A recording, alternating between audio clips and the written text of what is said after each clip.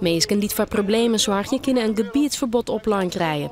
Als de oerlijst veroorzaker dat doortreedt, krijgt het proces verbaal. Er binnen verschillende mensen die het verbod geregeld schijnen. Een daarvan had dat intussen al meer dan 15 keer dien. We moeten hem aanhouden, hij gaat mee naar het bureau, hij moet verhoord worden. Er moet procesverbaal opgemaakt worden. Ja, het kost je zo 1 uur tot 1,5 uur.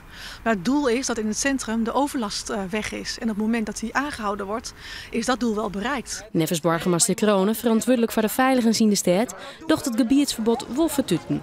Al is het een kwestie van een lange adem. Zeker dat hij hem er niet van onloekt.